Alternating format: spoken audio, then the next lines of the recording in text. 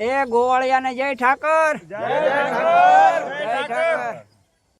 હાલો મિત્ર, જય શ્રી કૃષ્ણ, જય ઠાકર બધા મિત્રને.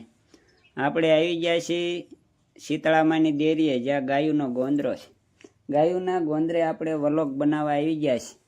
તો આજ મને એમ થયું કે આજ જે ગાયુંને નીણ નાખવામાં આવી છે, તો આજે વલોગ બનાવી તો લોકોને જાણ થાય કે આવા કાર્ય કરતા રહેવું જોઈએ.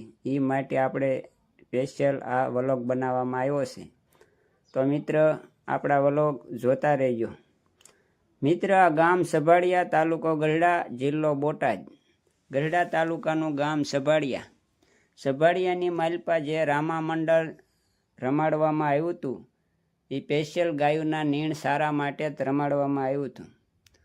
તો મિત્ર, આ આખ્યાનની માલપા, જે રામા મંડળની માલપા જે દાન આવ્યું છે 1 લાખ રૂપિયાનું, તો મિત્ર એ આ ગાયોને આજ ઉત્તરાયણના દિવસે આ નીણ સારો કરવામાં આવ્યું છે. તો મિત્ર, તો જે કાંઈ 1 દિવસ 2 દિવસ 3 દિવસ જે ગાયોને નીણનું સારો થશે, એમાં રામા મંડળની માલપા જે દાન આવ્યું છે એમાં ગામજનોનો ખૂબ સાથ સહકાર છે.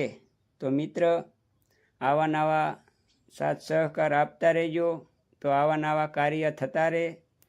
અને મિત્ર, જે ગામમાં રામા મંડળ હોય એને મારી 2 હાથ જોડીને વિનંતી છે. મિત્રો, જે કાંઈ આખ્યાન તમે રમતા હો, ભલે 12 મહિનામાં જેટલા રમતા હો, પણ એક આખ્યાન તો 1-2 આખ્યાન તો આપણે આવા રમવા જ જોઈએ, ગાયોની નીણ માટે અને પંખીની સણ માટે.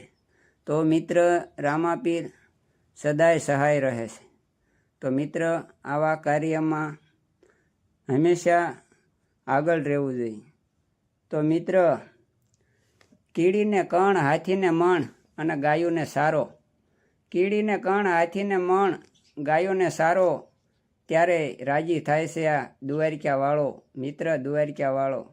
તો હંમેશા આવા કાર્ય કરતા રહેજો અને હંમેશા કૃષ્ણ સદાય સહાય તે રહે છે.